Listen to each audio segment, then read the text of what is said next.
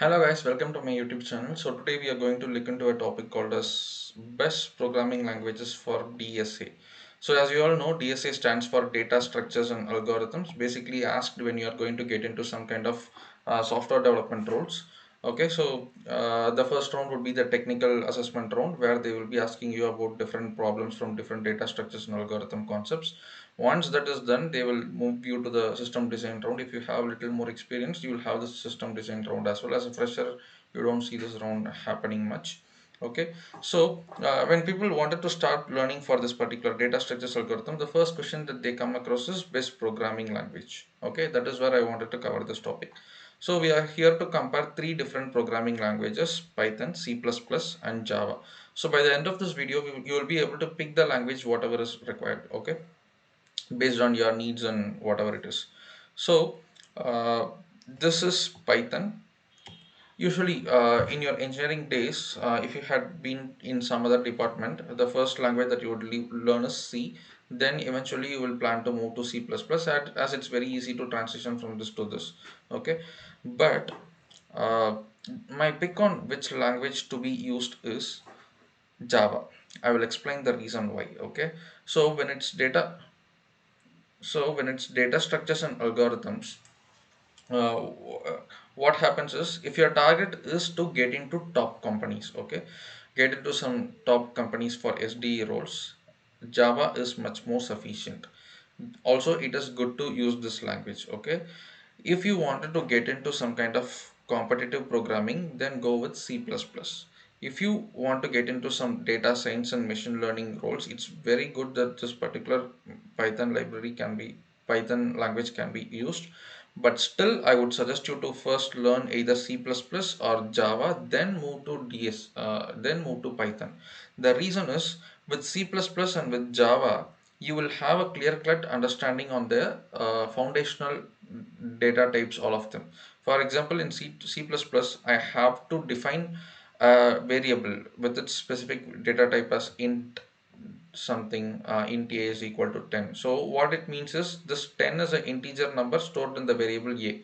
So it is what it means. Okay, but with Python, I just can put as a is equal to 10 and it will automatically understand that this is of this particular format. Okay, so it's very good that you first take a difficult language out of this two, and then you move easily with any languages that you want of your choice. Okay, so now let's decide between these two languages. Okay, C++, it has the highest fastest compilation time, which means usually companies, for example, if you see the SanDisk pen drive or whatever, some devices, hardwares and all, when you wanted to come and install on your system, they also give something called as a driver application. Okay, so this drivers will most probably be written in C++ because it is much more friendly to the system, and also it's much more uh, faster in terms of execution and compilation. Okay, so things related to this drivers and Windows specific things, implementation, and relevant to networking, all these things were also in ATM banking stuffs, all these things, if you wanna if you we need a very quick compilation of the code, right? So in that case, C++ is preferred. Okay, when it comes to, but the thing is, like, when it is not a very portable language. By portable, what I tell is, when you want to change from one platform to another, there is a need that you have to recompile this. All those problems are there with C++. Okay, when it comes to Java, the reason I'm suggesting Java is this is basically used for enterprise level application development. And what happens with Java is that you have something called as JVM, where you write a code on this, it goes to this JVM, gets compiled, and runs on any platform. So it's easier to run on any system independent of whatever the platform it is. Okay, and mostly if you see, Java is primarily used in most of the companies. Okay, for their enterprise level application development. And also When you prepare for data structures and algorithms, if you are going to be familiar with Java, then it's going to make it very easy when you are getting into company to develop an application full stack. Okay, so not full stack, I mean the backend application. It will be very easy as you already know DSA. But when you complete C++ with DSA and you get into a company, you have to learn Java again. There are very less chances that the C++ is going to be used again. Okay, so when is this Python used? Usually used in the AI/ML industry, where people do a lot of data analysis, model training, fine tuning. All these things happens with the specific Python, as they have a lot of inbuilt library. So here I have some kind of a code from each and every language. So just that I will just tell you how it is. Okay. So if you see, this is Python. So first, if you see, this is Python, right? So here what happens is, if I wanted to, here I'm trying to square all the numbers in this list. Okay, square all the numbers in the list. Basically what happens is, I have declared a list, okay, called numbers, where I have defined each and every number here. Okay, now I want to square each and every number in this list.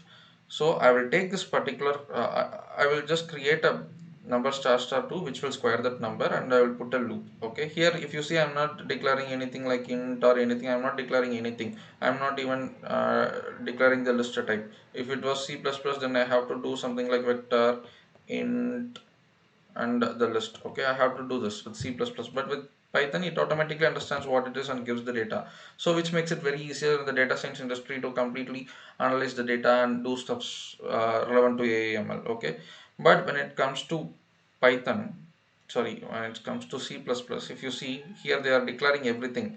What does int main means? It returns an int kind of data back to this main function. That is where I return a 0 here.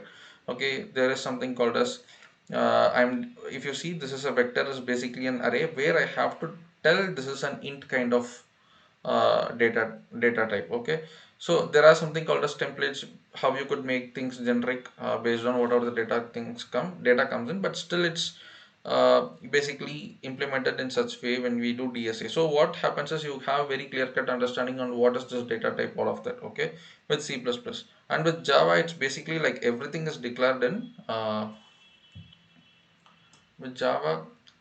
Here everything is basically declared with kind of inside a class. An object oriented programming language is what Java is completely. Okay, so this is the difference between these three languages. If you want me to rate between these three languages, let me tell you. Okay, so uh, my first preference will be Java, because it is platform independent. Once you are very familiar with the code with DSA and Java, it's much more easier when you join a company to develop an application, because most possibly they will be using this Java. Okay. Next we have the C++. As a if you are planning to get into competitive programming, it's much necessary that you have to go only with C++, which will give you an edge on uh, the competitions and all. Okay, so during the competitions there will be some minor implementation details where they will look into the compilation time, all of that. So in that case you have to go with C++. Python, first learn this two, then move to this language, will give you a clear cut understanding. Okay, so yes, so 1 2 3 is my rank. So thank you guys, we'll meet on the next video.